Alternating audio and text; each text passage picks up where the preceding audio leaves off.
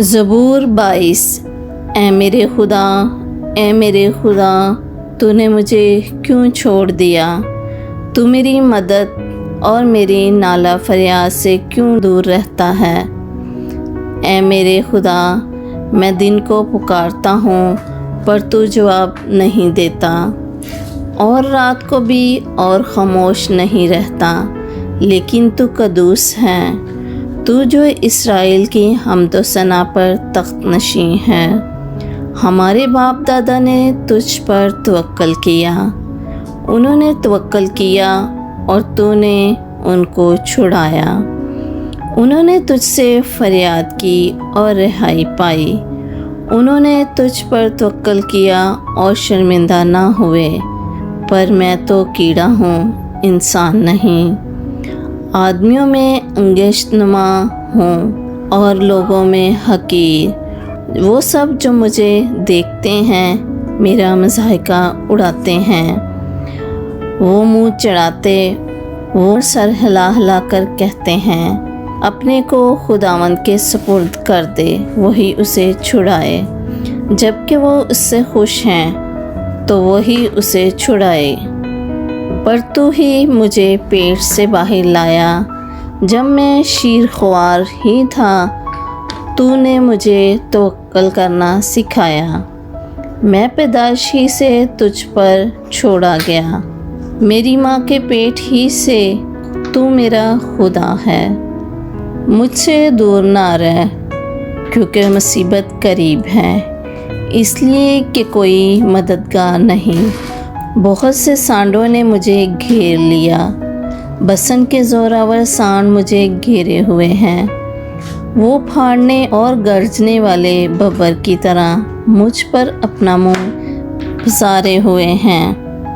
میں پانی کی طرح بہہ گیا، میری سب ہڈیاں اکھڑ گئیں، میرا دل موم کی مانند ہو گیا، وہ میرے سینہ میں پگھل گیا، میری قوت ٹھکرے کی مانند خشک ہو گئی، اور میری زبان میرے تالو سے چپک گئی، اور تو نے مجھے موت کی خاک میں ملا دیا، کیونکہ کتوں نے مجھے گھیر لیا ہے، بدکاروں کی گروہ مجھے گھیرے ہوئے ہے، وہ میرے ہاتھ اور پاؤں چھیدتے ہیں، میں اپنی سب ہڈیاں گن سکتا ہوں، وہ مجھے تاکتے اور گھورتے ہیں، وہ میرے کپڑے آپس میں بانٹتے ہیں اور میری پوشاک پر کرا ڈالتے ہیں۔ لیکن تو اے خداوند دور نہ رہ، اے میرے چارہ ساز میری مدد کے لیے جلدی کر، میری جان کو تلوار سے بچا، میری جان کو کتے کے قابو سے، مجھے ببر کے منہ سے بچا، بلکہ تو نے سانڈوں کے سینگوں میں سے مجھے چھڑایا ہے۔ میں اپنے بھائیوں سے تیرے نام کا اظہار کروں گا، جماعت میں تیری ستائش کروں گا۔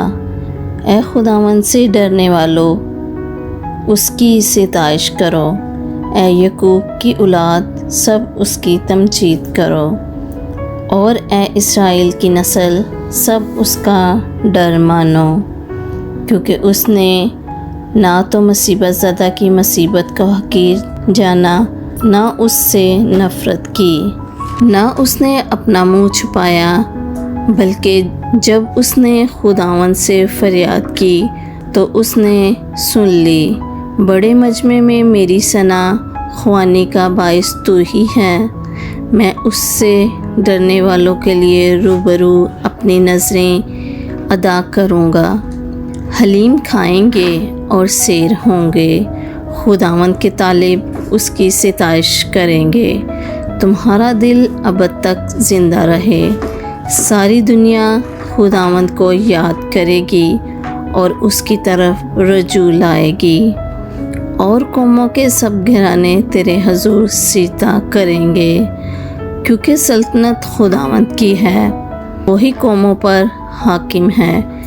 دنیا کے سب آسودہ حال لوگ کھائیں گے اور سجدہ کریں گے، وہ سب جو خاک میں مل جاتے ہیں اس کے حضور جھکیں گے۔